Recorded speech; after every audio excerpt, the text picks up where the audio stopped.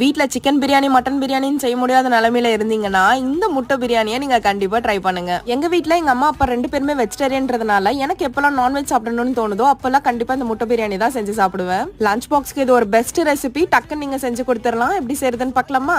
ஒரு ஸ்பூன் அளவுக்கு எண்ணெய் ஊத்திட்டு அரை ஸ்பூன் வெறும் மிளகாய் தூள், அரை ஸ்பூன் மஞ்சள் தூள், அரை ஸ்பூன் கரம் மசாலா, தேவையான அளவுக்கு உப்பு போட்டுக்கோங்க. அவிச்ச முட்டை இதோட சேர்த்துட்டு நல்லா ஃப்ரை பண்ணி எடுத்து வச்சுக்கோங்க.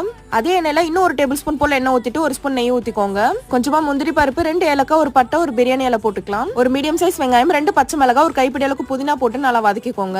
புதினால நல்லா வதங்கி வந்ததும் ஒரு ஸ்பூன் அளவுக்கு இஞ்சி பூண்டு பேஸ்ட் சேர்த்து நல்லா வதக்கிக்கலாம். கூடவே 2 மீடியம் சைஸ் தக்காளி சேர்த்து நல்லா வதக்கிக்கலாம். ஒரு ஸ்பூன் அளவுக்கு வெறும் மிளகாய் தூள் சேர்த்துட்டு ஒரு 2 டேபிள் ஸ்பூன் அளவுக்கு தயிர் ஊத்திக்கலாம். இது எல்லாத்தையும் சேர்த்து நல்லா மிக்ஸ் பண்ணிட்டு நான் 1 கிளாஸ் அளவுக்கு அரிசி போட்டுக்கிறேன். 2 கிளாஸ் அளவுக்கு தண்ணி ஊத்திட்டு தேவையான அளவுக்கு உப்பு போட்டுக்கோங்க. நம்ம ஃப்ரை பண்ண முட்டையை சேர்த்துட்டு 2 விசில் வந்ததும் ஏர் ஃபுல்லா போனதும் திறந்துட்டு நெய் ஊத்தி மிக்ஸ் பண்ணி இறக்குனீங்கன்னா ஒரு சூப்பரான முட்டை பிரியாணி ரெடி. கண்டிப்பா ட்ரை பண்ணுங்க. மறக்காம நம்ம சேனலை சப்ஸ்கிரைப் பண்ணிக்கோங்க. பாய்.